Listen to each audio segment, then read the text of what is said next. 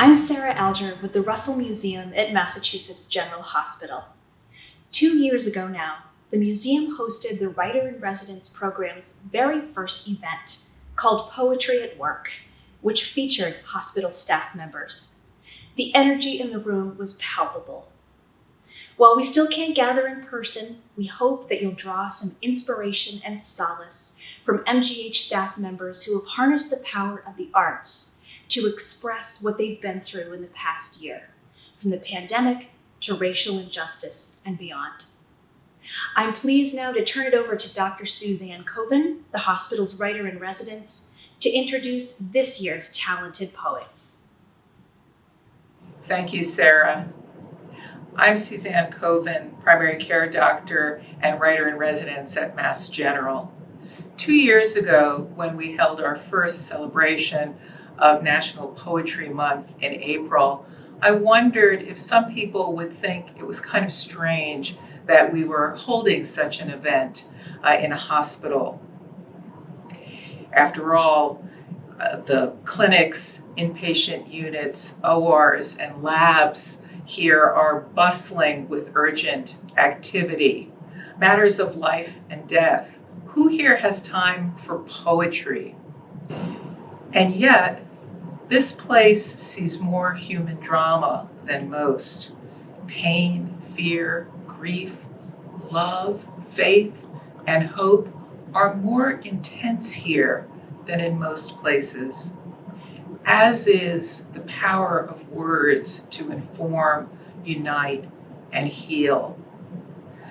Perhaps it's not surprising that the ancient Greeks called Apollo the god of both medicine and poetry. And so it's fitting that every April we should have here a celebration of National Poetry Month. This year we have a special treat. Members of the Mass General family will be reading their own poetry, and 2 of our colleagues will be playing music to accompany their words. You'll hear of sorrow, rage, and joy, of frustration and satisfaction, of isolation and community. In other words, the whole range of human experience and the life of this hospital.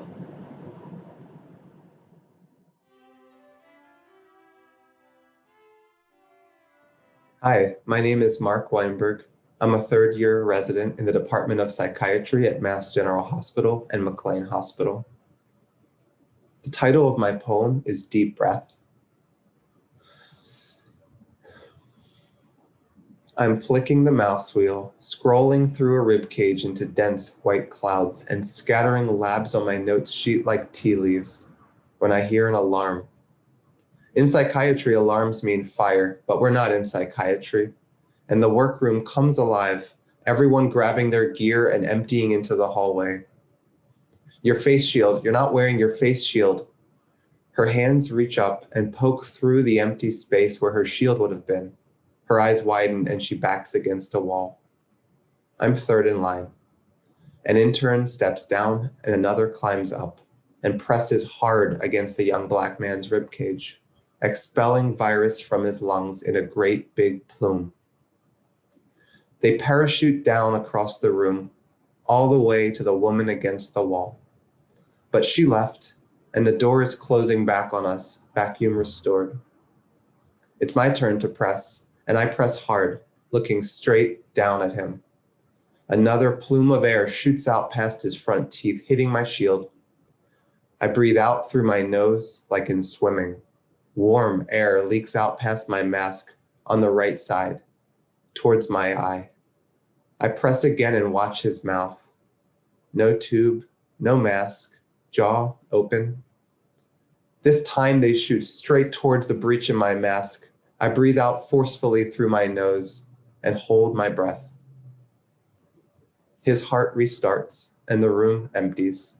I follow his bed out of the unit and head towards the bathroom, close the door, unmask, and pull my face close to the mirror. Indentations of the mask remain on my cheeks. except in that one spot on the right side towards my eye. Ma'am, your son is fighting hard. He's moved to we're breathing for him now. He's in good hands. Of course. You're welcome. He died. Home, I stripped down by the entryway to my apartment, scrubs and socks and shirt shoved into a white trash bag.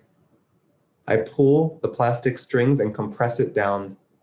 A plume of air whooshes past the drawstrings out into the foyer. I hold my breath and watch all the tiny parachutes drift slowly to the ground.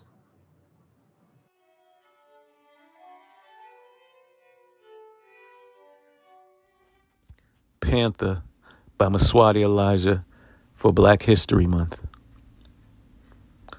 I came to this world in the form of a panther, mindset of a general, spirit free as a bird or an African dancer, a soldier sent as a solution, an answer to lead a force more powerful than cancer. A militant faction known with revolutionary actions aimed to change a system where power and wealth unfairly distributed and rationed. You see, I'm more than just a Black Lives Matter t-shirt fashion. I'm Elijah Muhammad blessed with Christ's passion. Al Sharpton and Jesse Jackson minus the Democratic Party cashing. I'm Malcolm X's son, Martin Luther King with a gun, Nat Turner on the run. You can even call me Neo because the oracle said I'm the one. I'm God's son, the king, a leader of men. My mission? Deliver hope to the masses and start a revolution armed with only my pen. I'm the 21st century Langston Hughes, a poet laureate with Robert Nesta Marley as a muse, a savior like Black Moses was to the Black Jews.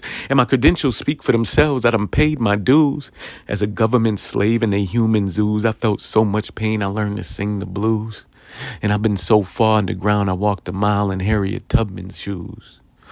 And for freedom to gain and nothing to lose, God sent me here to lead the confused, sent me to give sight to the blind and expose the rules of a culture stolen as people afflicted, used, and abused. Sent me because 95% of y'all still believe that they say in the news, the miseducation government views, the whitewashed lies they teach in the schools. Because as a boy, they tried to starve me until I learned about Frederick Douglass and Marcus Garvey, the slave laws that became today's laws, the Black Star, Black Wall Street, Willie Lynch's speech, Black soldiers fighting for white glory, dying on the beach, and the experiments at Tuskegee, W.E.B., Ben Banneker, Booker T, Jim Crow, Rosa Parks, Black Panther party talks, Mandela and Coltrane and Armstrong, Charlie Parker's jazz songs, and Jack Johnson, Jesse Owens, Jackie Robinson, Bessie Coleman, Paul Laurence Dunbar, Claude McKay, and all the others who forged the way, like my father, who taught Black history. Set us up to me to unveil this back mystery. Take y'all back to Egypt. I'm the 33rd degree. Now the false prophet would say, worship me. But I'm here to tell you, learn from me. Let's roll some earth, come burn with me. Let Jah free your mind of their burglary. Let Allah cleanse your soul of their perjury. And let me be my brother's keeper till they murder me.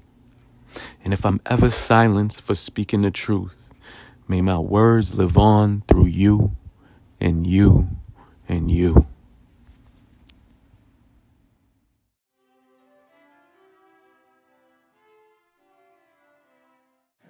My poem is called My Coded Epitaph. If I do not survive COVID, please note the hopes we shaped before the concerts, hikes, and family feasts, still on schedule, still in store. I can write my colleagues' tributes now. I hope you will be flattered how you toiled, co-authored, supported staff. You smiled when it mattered. But we will die. I'm sorry, friend, that for us, it could be sharply while we labor on. Do you think that's as it should be? In the hallways, exam rooms, and clinics, doctoring amid pain and tears, shared mission, on-call nights, holding kind gravitas, calming our fears.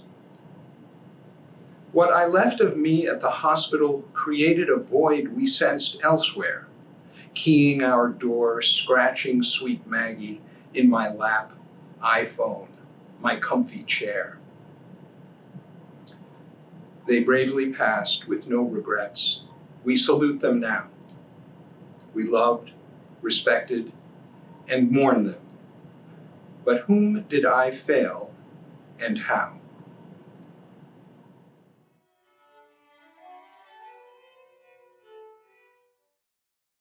Masquerade. We've all been invited, neither rich nor the wise. Tear stained glass filled from those glaring white eyes.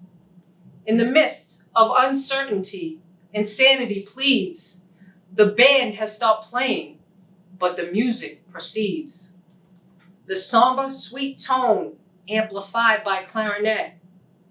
Privileged pantomime strings, strung out marionette. Spellbound by the rhythm, we dance right along. Mesmerized by imposters, all drunken in song. Oppressed into silence, eloquence no longer is heard. Cloaked by the movement of unspoken word. Silent words can't disguise my fate. Within the shadows, suspicion awaits. Porcelain demons will not seize. Can't breathe that breath, no time to breathe. As the jester appears, lost deep in costume, marred by pain as the plague fills the room. To search for that quest provokes civil unrest, the faceless mask that suits me best. To protect myself or someone else, to prevent the gas or maybe the laughs. Will it be the first or whomever laughs last? Egos remain unhidden, silhouettes stop, snicker and snare, adorned by facade, attached round the ear. Meticulous slipknot tied in a loop, not wanting to sip from that pathogen soup. Airborne particles splash, splatter, and spray. Infectious contaminants are the germs that we face. Toxic inhalation, that one poisonous gasp. Will it be the first, or will the phantom laugh last? Tortured by destiny and twisted by turns, camouflaged indiscretions so abrasive it burns. Is this duel for our safety or controlling our freedom? That once bitten apple from the Garden of Eden? Is this what's gone viral or the virus itself? To put this covering before myself? Reducing the spread of institutional disease, restricting the airway, now no one can breathe. Panicked by chaos, enslaved deep within. Is this where the charade stops or where the masquerade begins?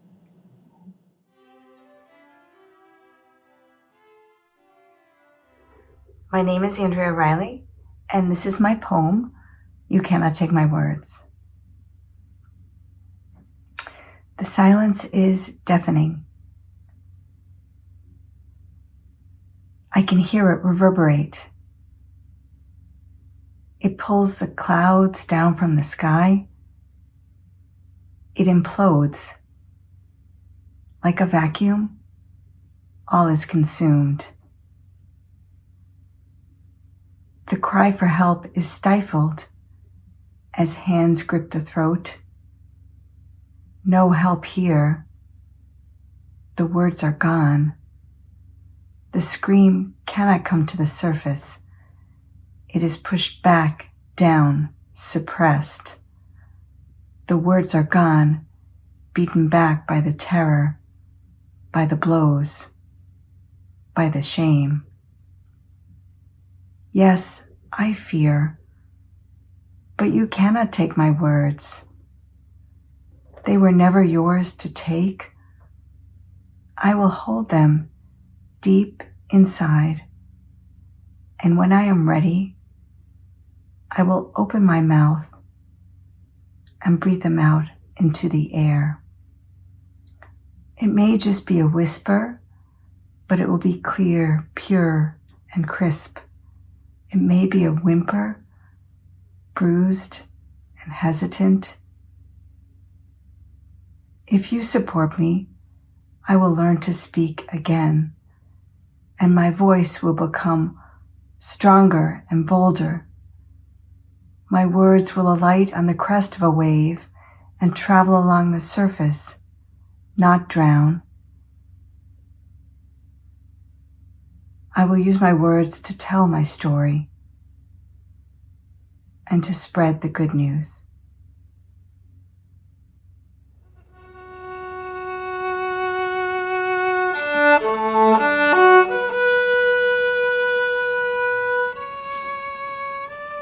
When Dr. Kathy Mae Tran is not on the front lines of Mass General Hospital in Boston, she turns to her viola and meditation from the French opera Thais. For a few months now, music has been part of her practice. I see a lot of pain and sadness and sickness and illness in my work. And every day when I leave work, that's what I bring home with me. With the song, every time I play it, I pour everything I have into pulling the notes out and making the shape of the music. And then when I stop playing it, it feels like a release. Dr. Tran has been treating COVID-19 patients at Mass General Hospital in Boston for more than a year. Like many healthcare workers, what she's seen is beyond words. Sometimes I feel the burden of expectation that we're supposed to be superhuman, that dealing with sickness and illness and death is something that we should be able to do. And that's not true. Every person who is transferred to the ICU, every person who passes away, that's a person that we carry inside of our hearts. This return to music has been my oxygen. Tran is part of the Boston Hope Music Teaching Program, a pilot collaboration between the New England Conservatory of Music and Mass General Hospital. The idea is simple. The program pairs conservatory musicians with frontline healthcare workers for private music lessons. I'm able to kind of channel those bad energies and focus on something that is creative and productive. Tran hadn't played in 10 years when she dusted off her viola for lessons with Luther Warren. And then you have a lot of room when you go back, then you can do all the... The best way for us to deal with traumas that we've experienced is to find a ray of hope and beauty. Music as tonic is something Dr. Lisa Wong knows about. She wrote a book, Scales to Scalpels, a reflection on the healing arts of music. And for 2 decades, she served as president of the Longwood Symphony Orchestra, an ensemble made up entirely of medical professionals. When the pandemic shut down live concerts, the Longwood Symphony Orchestra went virtual, delivering performances to patients in hospitals. The easy thing was just to put everything online and on YouTube and let everybody access it. What we really noticed was how impactful the music was to the caregivers who were themselves traumatized from all of this. And again, thinking about how veterans are traumatized, then we said, well, how can we treat or offer healing to the caregivers themselves? The answer, virtual lessons with virtuosos. And what began organically was given backbone. Teaching fellows at the New England Conservatory were trained on trauma-informed therapy to help deal with the needs of healthcare workers. We talked to them about how this is music education not for helping somebody go on to play in Carnegie Hall, for example, but it's really for the purpose of helping people to reflect and giving them an opportunity to have the gift of music. Warren, a violist at the New England Conservatory, says teaching frontline workers anchored him as a musician in uncertain times. To be given a chance to use my work to help those that are doing the work at the front lines, I think that's really powerful, and that by itself is very inspiring. When Tran picked up the viola back in the fall, she had a particular song she wanted to learn. Okay, so meditation? Meditation from Thais was my mom's favorite song. When Tran plays meditation on the viola, she draws her strength from her mother, Wei Tran, a lone refugee from Vietnam who scrambled for 2 years to come to the U.S. A single mom, she worked as a hotel maid and then earned her nursing degree, raising 2 children in rural Georgia. Growing up in the Deep South as an Asian American is a very isolating experience. I had my mom, I had my brother, but other than that small support system, I didn't have a lot of people who understood me, and I didn't have a lot of places to share my thoughts and my feelings. And music was a way for me to do that. When colon cancer struck their mother 6 years ago, she and her brother Tom turned to music. We held her hands during her last minutes, and when she passed away, I was in shock. I didn't know what to do, but I remember that my brother, he stood up and he walked to the violin and he picked it up and he played meditation for her. In the Vietnamese culture, we have an annual remembrance ceremony. So every year we have a ceremony for my mom. Every year, meditation is a song that my brother plays for her.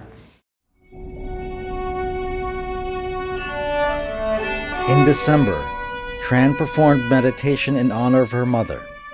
Even if there are things out of my control, it's giving me an energy to go on and to continue what I'm doing and to help as many people as I can help, as much as I can.